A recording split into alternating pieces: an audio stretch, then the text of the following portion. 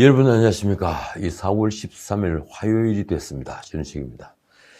역시 여론이 무섭긴 무서운가 봅니다. 이 대중의 분노가 보궐선거로 확인되자 정치판에도 공수가 바뀌고 있습니다. 무소불위의 권력을 휘두르던 집권 세력은 확연하게 수세에 몰렸습니다.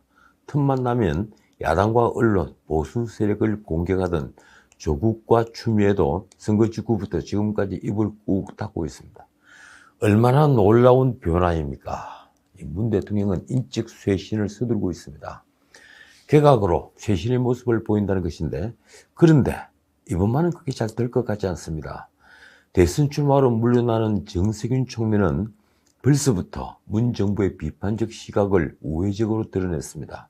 그는 11일 페이스북에 그동안 우리 정치는 너무 오랫동안 자신들만의 오름을 강요해왔다며 이렇게 썼습니다. 강팍한 오름은 분열과 폭력을 수반한다. 이 나의 오름으로 상대를 적으로 규정하는 낡은 이념 투쟁은 이제 끝내야 한다. 묘한 화법입니다. 강팍하다는 말은 이 성질머리가 깐깐하고 고집이 아주 센 걸 뜻하는데, 강팍한 오름은 무슨 뜻인가요? 정말 국어 어렵게 쓰고 있습니다. 쉽게 말하자면 자신의 진영은 옳은데 다만 상대를 적으로 규정하는 낡은 이념 투쟁에 매몰되어 있다는 반성입니다. 말하자면 정세균은 지금 대중의 분노가 좌파의 위선 때문이라는 것을 모르고 있는 것입니다. 저는 그에게 민주주의자로서 결정적인 흠이 있다고 생각합니다. 그가 문 정부에서 입법부 수장인 국회의장을 지냈으면서 문 대통령의 명을 받는 국무총리에 임명됐기 때문입니다. 이는 삼권 분립의 정면으로 배치된 행동입니다. 정 총리는 지금 이란에 가 있습니다. 이란에 돈을 준다는 걸 약속하고 억류된 배를 푼 것인데, 총리는 왜 뒤늦게 갔을까요? 그는 내일 귀국합니다. 언론은 그래서 16일을 개각일로 예상하고 있습니다. 그런데 언론 보도를 보면 경질이 예정된 국토부 변창흠 외에도 기재부와 고용부 그리고 해수부 산업부도 거론됩니다. 경제부처가 대거 거론되더군요. 변창흠이야 자신이 엎어져. 검증을 제대로 못한 청와대가 문제라면 문제입니다. 고용부 이재갑은 사상 최고 실업률에 대한 책임을 지는 겁니다. 그런데 지금 실업률은 문 정부의 소득주도 성장 정책과 이 반기업 친노조 정책 때문이지, 그게 어디 장관 잘못은 아니지 않습니까? 문제는 홍남기입니다. 결국 보궐선거 참패가 홍남기 목까지 날리게 되었습니다. 온갖 면피용 발언을 하면서도 권력에 순종한 곡간지기를 자르는 것입니다. 왜일까요? 저는 5차 재난지원금과 국민위로금을 풀기 위해서는 적어도 30조가 넘는 국채를 또 발행해야 할 것이고, 결국 올해 국가 채무가 1000조가 되니 세수는 새 부대에 담는 새 곡간지기가 필요한 것으로 판단했을 거라고 생각합니다. 게다가 홍남기는 부동산 정책 책임장관이니 말입니다. 어쨌든 홍남기의 뒤를 잇는 분이 누구인가를 보면 문 정부 남은 1년 재정 운용은 물론 부동산 정책이 보일 겁니다. 청와대 비서들 교체도 예상됩니다. 이 최재성 정무수석과 김외숙 인사수석 등이 거론되고 있습니다. 최재성 후임으로 이철희 전 의원 이름이 벌써 나왔습니다. 언론은 레임덕 차단이 목적이라고 하는데 그건 아니죠. 지금 청와대 비서진으로 들어가는 이들은 문자 그대로 순장조일 뿐입니다. 문 대통령이 레임덕을 막을 인재들이 아니라는 얘기입니다. 이제 문 대통령과 생사고락을 함께하는 이가 누구일까 지켜보는 재미도 만만치 않게 됐습니다. 도대체 이 레임덕은 누가 만들고 있을까요? 물론 장관과 관료들이 만듭니다. 그런데 사실 그건 문 대통령이 만드는 것입니다. 그가 앞장섰거나 방치했던 악법들은 단순한 실증이 아닙니다. 공수처법, 임대차 3법, 노동 3법, 기업규제 3법, 그리고 중대재해법, 대북전단금지법 등등. 이 폭주하는 기관차처를 밀어붙인 이 법률들은 자신의 이념을 실천하기 위해 국가의 기틀을 바꾸거나 시장의 자유와 상식을 뒤엎은 법률들입니다. 대중이 들끓는 분노의 원천은 바로 그런 법률에 기인합니다. 예컨대 집값폭등과 전월세 대란은 임대차 3법이 중요 원인입니다. 대규모 실업 사태는 노동 3법과 기업을 옥죄는 기업 규제 3법 그리고 중대재해법 때문입니다. 당장 미국에서 청문회가 열리고 있는 대북 전단 금지법은 우리 민주주의를 의심받게 했습니다. 이러니 그런 실정의 최종적인 책임자인 문 대통령이야말로 레임덕을 만드는 주요 원인인 것입니다. 요즘 문 대통령은 몹시 언짢을 겁니다. 이 취임 후 3년 줄곧 추락하던 경제를 작년 코로나 때 성장률 1이라는 말도 안 되는 소리로 분식을 했는데 IMF가 한국 국가 채무 증가 속도가 선진국 중에 2위라고 발표한 것입니다. 게다가 올해 우리 경제 성장률을 3.6%로 상향 조정한 걸 자랑했는데 IMF는 세계 경제가 올해 6% 반등한다고 밝혔습니다. 더군다나 IMF는 선진국들의 올해 경제 성장률 평균치를 5.1%로 예상했고 내년엔 3.6%를 예상하고 있습니다. 반면 내년 우리 성장률 예상치는 2.8%에 불과합니다. 그러니까 2년 연속 우리 성장률이 뒤처지는 것으로 IMF는 보고 있는 것입니다. 작년에 우리가 성장률이 마이너스 1%로 그나마 선방한 것으로 보인 것은 반도체 수출 덕분이죠. 그리고 그 앞 3년 동안 끝없이 추락해온 우리 경제의 기저효과 때문이기도 합니다. 그러니 마이너스 1%를 유인이 하는 식으로 자화자찬할 일은 아니었습니다. 알고 보니 그것도 크로아티아 뒤에 2위더군요. 그런데 어제도 문 대통령의 자화자찬은 있었습니다. 그는 코로나 특별 방역 점검회의에서 국내 개발 코로나 항체 치료제를 두고 K 방역의 성과라고 자랑했습니다. 더 놀라운 말은 백신 수급과 관련해서 한 말입니다. 그는 백신 생산 부족과 자국 우선주의로 인해 수급의 불확실이 확대되고 있다면서 이렇게 말했습니다. 하지만 우리나라는 다방면의 노력과 대비책으로 백신 수급의 불확실성을 현저하게 낮추고 있다고 자신 있게 말씀드릴 수 있다. 당장 모더나나 노바백스가 언제 어떻게 들어오는지 알지 못하고 있습니다. 그런데 이런 말씀을 할 수 있는 겁니까? 백신 접종 꼴찌 국가의 대통령이 한 말이라고 믿어도 되는 걸까요?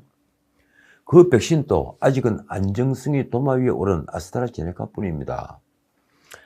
이제 문 대통령이 하나 기대하고 있는 것은 남북 대화입니다. 그런데 우리 외교안보는 지금 사상 최대 고비를 맞고 있습니다. 그동안 안보의 큰 기둥이었던 한미동맹을 내팽개치다시피 하면서 미북 대화의 중재자를 자처했는데 이제 문 정부는 막다른 골목에 내몰렸습니다. 지난 토요일 조선일보 헤드라인이 이렇습니다. 미국 반중연합전선에서 한국 뺐다. 미국 상원은 지난 8일 중국을 견제하기 위한 전략적 경쟁법 2021을 공개했습니다. 법률이죠. 이 법안은 한국이 인도태평양 지역의 중요한 동맹이지만 한미 상호 방위조약상의 방어 대상이란 것 외에는 일절 거론하지 않고 있습니다. 일본, 호주, 인도와 완전히 대우가 다릅니다. 대중안보동맹 파트너십 강화를 위한 쿼드는 물론 디지털 교역 합의를 비롯한 중국을 견제하는 연합전선에 한국은 철저히 제외된 것입니다. 청와대는 일요일 외신과 공방을 벌였습니다. 미국 시간으로 4월 2일 열렸던 한미일 안보실장 회동에서 제이크 술리번 백악관 국가안보보좌관이 서훈 안보실장에게 쿼드 참가를 강하게 요구했으나 서훈이 응하지 않았다고 11일 일본 요미우리 신문이 보도했습니다. 요미우리가 보도한 서훈이 슬리번에게 한 말은 이렇습니다. 기본적으로 동의하지만 한국의 입장도 이해를 해달라. 청와대는 즉각 사실이 아니라고 말했습니다. 요미우리는 또 한미 안보보좌관 회동에서는 미북 협상도 논의했는데 미국은 협상 조기 재개를 요구하는 한국에 대해 트럼프 정권처럼 무분별한 대화는 앞으로 하지 않는다며 거절했다고도 보도했습니다. 실제 당시 회동 후에 서훈은 3국이 북미 협상 조기 재개를 위한 노력을 지속해야 한다는데 뜻을 같이 했다고 말을 했는데 백악관 발표에는 이런 내용이 전혀 없었습니다. 그렇다면 진실은 무엇일까요? 그것뿐이 아닙니다. 요미우리 보도로는 서훈이 한미 정상회담 조기 개최를 제안했지만 미국 측은 검토하겠다고만 답했다 합니다. 그런데 미일 정상회담은 사흘 뒤인 4월 16일 개최됩니다. 사실 한미 간 갈등은 그 전에 노출되었습니다. 3월 17일, 18일 열린 한미 외교 국방장관 2+2 회담 때 정의용 그리고 토니 블링컨 두 외교장관의 공동성명에는 북한 비핵화란 말은 보이지 않았습니다. 중국에 대한 표현도 없었습니다. 미일 2+2 회담에서 중국을 민주주의 체제의 위협이라고 한 것과는 대조되는 내용이었습니다. 미국 국무부는 3월 30일 2020 국가별 인권 보고서를 통해 한국의 중대한 인권 이슈를 짚었습니다. 조국 일가에 대한 부패 혐의, 윤미향의 횡령 혐의, 그리고 박원순 오거돈 시장의 성추행 사건, 김홍걸 의원의 재산 축소 신고와 대북 전단 금지법이 언급됐습니다. 한미는 왜 이렇게 멀어졌을까요? 문 대통령은 종전선언에 목을 맸지만 바이든은 김정은을 만날 의향이 없다고 밝혔습니다. 유엔 안보리는 미국의 요구로 북한 탄도미사일 발사에 따른 추가 제재를 위해 대북제재위원회를 소집했습니다. 솔직히 정의용의 계획은 이제 완전히 무산된 것으로 보입니다. 그는 지금도 종전선언과 북한에 대한 인도적 지원을 위해 동분서주하고 있지만 그의 말에 귀를 기울이는 쪽은 없습니다. 그런데 이번에 문 대통령 외교안보 멘토라는 문정인이 나섰습니다. 그는 지금 세종연구소 이사장이죠. 문정인은 아사히신문과의 인터뷰에서 3월에 있었던 한미 2+2 회담 공동성명에서 중국 견제가 명시되지 않은 것과 관련해서 놀라운 발언을 했습니다. 한국이 미국 편에만 서면 북한을 포함한 한반도 평화와 번영을 담보하기 어렵게 된다. 그러니까 북한의 평화와 번영까지 걱정을 하는 분이군요. 그는 미중 대립이 격화할수록 한국의 선택지는 제한되기 때문에 대립을 완화하는 방향으로 움직여야 한다며 이를 초월적 외교라고 했습니다. 초월적 외교. 예, 좋습니다. 도대체 무엇을 초월한다는 것인가요? 문정인이 하는 말은 우리가 중국을 통하면 북한과 긴장 완화를 할 수 있다는 것을 전제로 합니다. 우리가 미중 갈등에서 미국 편에 서지 않는다면 중국은 북한을 제어한다는 것이죠. 도대체 외교 전문가를 자처하는 분이 이런 낭만적 대북관을 가지고 있다는 사실에 놀랄 뿐입니다. 그동안 중국은 북한의 핵무장은 물론 핵의 고도화를 방치하는 걸 넘어 방조한 사실을 그는 정말 모르는 걸까요? 북한의 미사일 이동 발사대는 누가 제공한 것입니까? 그건 중국입니다. 어쨌든 지금으로선 한미 정상회담이 조기에 열리는 것은 불가능해졌습니다. 바이든은 생각보다 한국에 냉담합니다. 미국이 미북 대화를 서둘지 않으면서 문 대통령의 수군인 한반도 평화 프로세스 재가동은 어려워졌습니다. 미국도 미국이지만 북한 김정은도 탄도미사일을 발사하면서 문 정부를 무시하고 있습니다. 도쿄올림픽 불참 선언은 사실 문 대통령을 향한 김정은의 의지 표시입니다. 문 대통령이 작년 미국 대선 전에 추진했던 옥토버 서프라이즈나 이번 도쿄올림픽에서 남북이 손을 맞잡는 도쿄 구상을 한다는 것을 모를 리 없습니다. 그걸 알기에 일찌감치 올림픽 불참을 선언한 것이죠. 문 대통령이 외치는 중재자 역할을 더 이상 허용하지 않겠다는 표시입니다. 게다가 정의용은 왕리를 만났지만 김정은을 움직일 수 있다고 믿고 있는 시진핑은 끝내 방한 약속을 하지 않았습니다. 이제 문 정부는 북한이 도쿄올림픽 참가를 설득하고 있다고 합니다. 그러면서 내년 3월 초에 열리는 베이징 동계올림픽에서의 서프라이즈를 최종적으로 기대하고 있습니다. 대선 직전이죠. 정말 놀라운 집념입니다.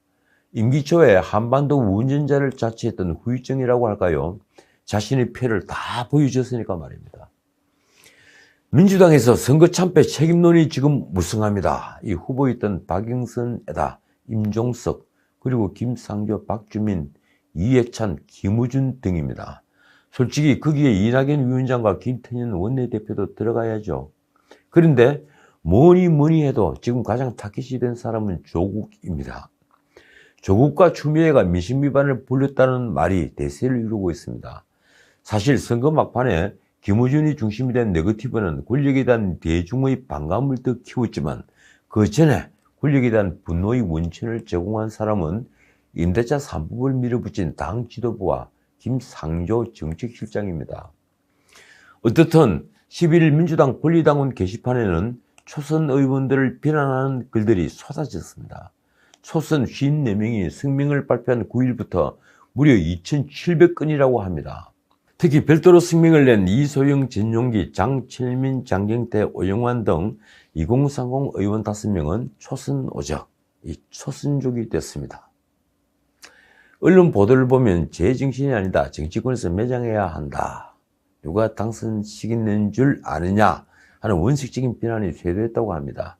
한 권리당원은 조국 전 법무부 장관이 무슨 불법을 저질렀느냐며 어디 감히 조 전 장관을 입에 올리느냐고 따졌습니다. 문자폭탄도 당연히 이어졌습니다. 자, 오늘은 여기까지입니다. 선거 후유증은 야당에게도 있습니다. 이 국민의힘, 국민의당 합당이 가시화되자 김종인이 초를 쳤습니다. 그는 11일 보도된 연합뉴스와 인터뷰에서 두 당의 합당을 포함한 야권 통합론을 두고 이렇게 말했습니다. 지금 야권이란 것은 없다. 몇몇 사람이 자기네 욕구를 충족하기 위해서 야권을 부르짖는 것이다. 그러면 국민의힘은 여권입니까? 그가 그 다음에 한 말은 귀를 의심케 합니다. 지난해 총선 때 보수 대통합만 하면 승리한다더니 결과가 뭐였나? 그때 선대위원장은 누구였습니까? 김종인이었습니다. 그는 국민의당과 합당하면 당협위원장을 나눠 먹어야 하고 당이 혼란스러워질 수밖에 없다고 말하면서 안철수에게 독설을 날렸습니다. 지금 합당해서 대선 후보가 되겠다는 욕심이 딱 보인다. 그런 사람이 대통령 되면 나라가 또 엉망이 된다. 그러면 정말 아무런 욕심 없는 사람이 대선 후보가 되어야 하는 겁니까? 그는 안철수가 오선 당선을 축하하면서 야권이 승리라고 한 걸 두고 정말 귀를 의심케 하는 놀라운 말을 했습니다. 이런 말입니다. 어떻게 건방지게 그런 말을 하느냐? 자기가 이번 승리를 가져왔다는 것인가? 야권이 승리라고 국민의힘이 승리한 것이다. 어떻게 정치인이 정치인에게 이런 말을 쓸 수가 있습니까? 이런 말을 하는 김종인이 노회하지 않다면 그는 이승을 잃은 것입니다. 그가 노회하다면 그는 무엇을 노리고 안철수에게 건방지다고 한 것일까요? 배현진 의원이 한마디 했습니다. 아흔을 바라보는 연세 30살도 넘게 어린 아들 같은 정치인에게 마치 스토킹처럼 집요하게 분노 표출을 설마 했겠는가? 아프리카에는 이런 속담이 있습니다. 노인 한 명이 사라지면 도서관이 하나 사라진다. 그 반대를 우리는 노추라고 부릅니다. 노추 말입니다. 지금까지 전은식이었습니다.